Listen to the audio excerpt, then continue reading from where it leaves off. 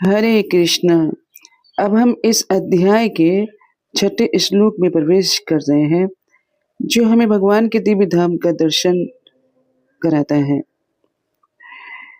भगवान श्री कृष्ण कहते हैं, न तद्भाष्यते सूर्यो न शशांको न पावकः यद्गत्वा न निवर्तन्ते तद्धाम परमं मम।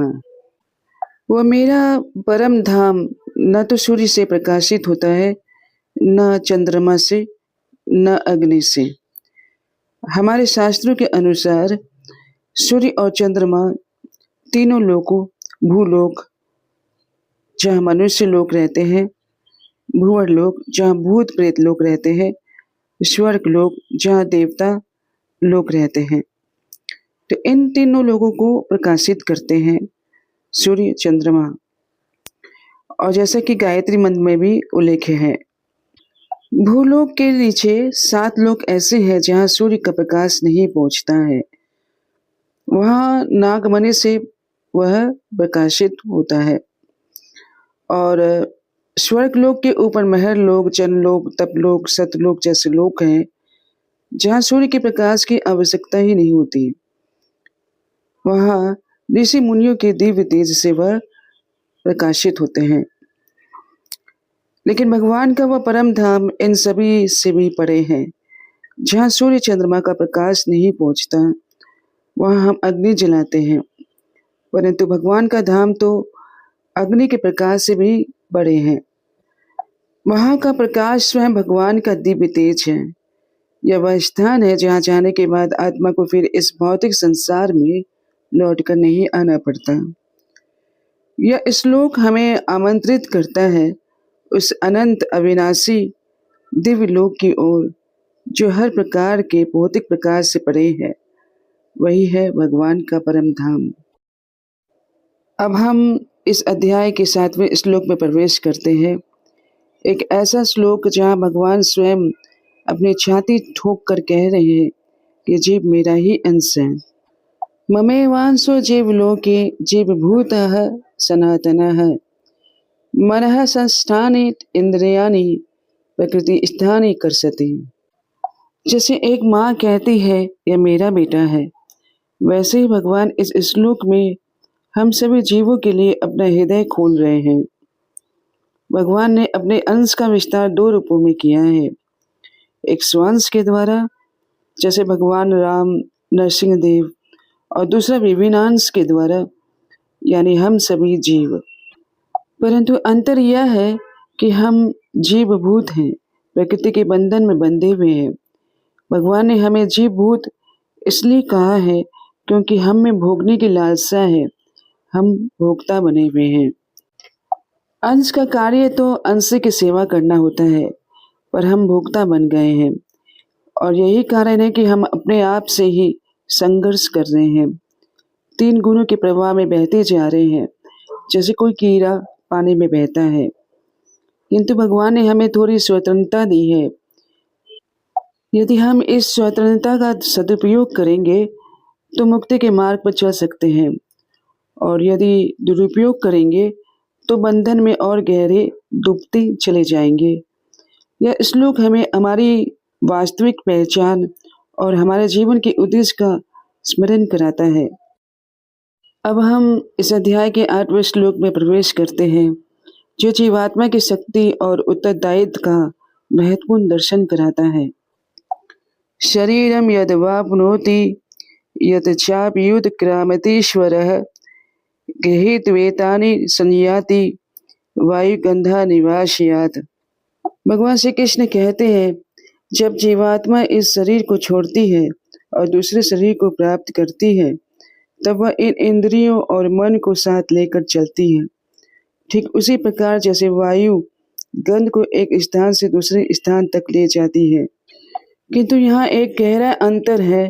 वायु असमर्थ और जड़ है, उसे विवेक नहीं है कि किस गंध का वहन करना है, परंतु जीवात्मा समर्थ और चेतन है, उसे पूर्ण नियंत्रण है कि वह अपने सूक्ष्म शरीर को उच्चतर स्थान पर ले जा सकता है।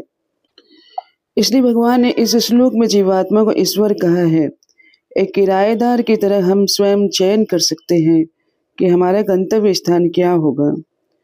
भगवान वायु का उदाहरण देकर यह स्पष्ट कर रहे हैं कि जैसे वायु का नियंत्रण नहीं होता, वैसे ही लोग यह समझे कि जीव का गंतव्य भगवान के नियंत्रण में नहीं है। इस मनुष्य जीवन का सदुपयोग करके हम अपना भविष्य निर्धारित कर सकते हैं। यह श्लोक हमें हमारी शक्ति और जिम्मेदारी का स्मरण कराता है। हमारे गंतव्य का निर्धारण इसी जीवन में होता है और इसी के लिए यह दुर्लभ मनुष्य शरीर हमें मिला है। इसका सदुपयोग करने की जिम्मेदारी केवल और केवल हमारी ही है। अब हम इस अध्याय के 9वें श्लोक में प्रवेश कर रहे हैं, जो हमें इंद्रियों के रहस्य और उनके दिव्य कार्यों का दर्शन कराता है। श्रोतम चक्षुः स्पर्शनम च रसनम खानमेव च अधिष्ठाय मनश्चायम विषयान उपसेवते। भगवान श्री कृष्ण कहते हैं, यह जीवात्मा कान, आँख, त्वचा, जीव, नाक, इन 5 ज्ञानेंद्रियों को आधार बनाकर मन के साथ मिलकर विषयों का भोग करता है। ध्यान रखिए, मन हमारा छठी इंद्रिय है, जिसका कार्य है मनन करना, विचार करना। जो कुछ भी हम 5 इंद्रियों से ग्रहण करते हैं, वह सब मन में संचित हो जाता है। जीवात्मा की 2 शक्तियां हैं, एक प्राण शक्ति और दूसरी इच्छा शक्ति। प्राण शक्ति आयु के साथ घटती चली जाती है, किंतु इच्छा शक्ति आयु के साथ बढ़ती चली जाती है। जहाँ प्राण शक्ति समाप्त हो गई, शरीर समाप्त हो जाता है, किंतु इच्छा शक्ति अगर शेष रह गई तो उसे दूसरा शरीर मिल जाएगा। इसलिए हमें सचेत रहना है कि इच्छा शक्ति प्राण शक्ति के रहते रहते ही शून्य हो जाए। इच्छा शक्ति का दमन करना है, नहीं तो प्राण शक्ति हमारी समाप्त होगी तो दूसरा जन्म मिलेगा और यह चक्र चलता रहेगा। वस्तुतः यह जीव भोग नहीं ले रहा है, बल्कि स्वयं भोग बन जाता है। यह जीव नहीं जान पाता कि प्रकृति उसे नया शरीर दे देगी और वह फंसा रह जाएगा। यह श्लोक हमें हमारी वास्तविक पहचान का स्मरण कराता है और इच्छा शक्ति के विषय में सचेत करता है। हम इंद्रियां नहीं, न ही मन है, हम तो युवा चेतन आत्मा है जो इन सब के पीछे कार्य कर रही है। इस ज्ञान से ही हम वास्तविक मुक्ति की ओर अग्रसर हो सकेंगे। अब हम इस अध्याय के 10वें श्लोक में प्रवेश करते हैं, जो साधारण दृष्टि और ज्ञान चक्षु दृष्टि के अंतर को प्रकट करता है। भगवान श्री कृष्ण कहते हैं, उत्क्रामंतम स्थितम वापि भुंजानम व गुणान्वितम विमूढ़ानुपश्यन्ति पश्यन्ति ज्ञान चक्षुषः। जो जीवात्मा इस शरीर को छोड़ रही है, इसमें स्थित है अथवा गुणों से युक्त होकर भोग को भोग रही है, उसे मोहग्रस्त लोग नहीं देख पाते, केवल ज्ञान चक्षु वाले ही उसे देख पाता है। ज्ञान चक्षुष व्यक्ति जानते हैं कि इंद्रियां भोग करने के लिए नहीं दी गई है, जबकि विमूढ़ को कुछ भी नहीं दिखता है। आत्मा शरीर बदल रही है, पर वह हमेशा विषयों का ही सेवन करती रहती है और काम को ही परम मान बैठती है।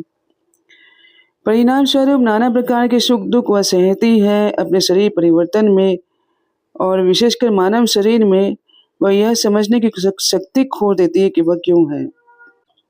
ऐसे में उसे हरिनाम जप करना और शास्त्रों का अध्ययन करना ही होगा। केवल इन्हीं के द्वारा वह पश्यंती बन सकता है और ज्ञान चक्षुष व्यक्ति ही वास्तव में पश्यंती है, वही सच्चा दृष्टा है। यह श्लोक हमें आह्वान करता है कि हम विमूढ़ नहीं बने, बल्कि ज्ञान चक्षुष बनने का प्रयास करें। हरिनाम और शास्त्र अध्ययन यही है हमारा मार्गदर्शक। अब हम इस अध्याय के 11वें श्लोक में प्रवेश कर रहे हैं, जो साधकों के लिए परमात्म साक्षात्कार का मार्ग दिखाता है। भगवान श्री कृष्ण कहते हैं, यतन्तो योगिनश्चैनं पश्यन्त्यात्मन व्यवस्थितं यतन्तोऽप्यकृतात्मानो नैनं पश्यन्त्य चेतसः। प्रयत्नशील योगीजन इस परमात्मा को अपने अंतर में स्थित देखते हैं, किंतु जो अचेतन और आत्म सिद्धि से रहित है वे प्रयत्न करते हुए भी इसे नहीं देख पाते हैं। जैसे दूध दिखता है पर उसमें छिपा मक्खन, दही और घी नहीं दिखता। फूल दिखते हैं पर उसकी सुगंध नहीं दिखती है। काष्ठ दिखता है पर उसमें छिपी अग्नि नहीं दिखती है। लेकिन निरंतर प्रयास करते रहने से ये सब प्राप्त हो जाते हैं। ठीक इसी प्रकार जो भक्ति में प्रयास करते हैं, साधना करते हैं, शास्त्र अध्ययन करते हैं, हरिनाम जप करते हैं, वे अंततः पश्यंती हो जाते हैं, आत्मा को देख लेते हैं, आत्म साक्षात्कार को प्राप्त कर लेते हैं। लेकिन जिनका चित्त शुद्ध नहीं है, जिनमें विवेक शक्ति का अभाव है, वे चाहे कितना भी प्रयास कर ले, आत्मा को नहीं देख सकते। उन्हें सबसे पहले अपने इन अवगुणों को दूर करना होगा। तो यह श्लोक हमें सिखाता है कि सफलता केवल प्रयास में नहीं बल्कि शुद्ध चित्त और विवेकपूर्ण प्रयास में है। आइए हम अपने अंतर में स्थित उस परमात्मा के दर्शन के लिए पूरी तरह से समर्पित हो जाएं।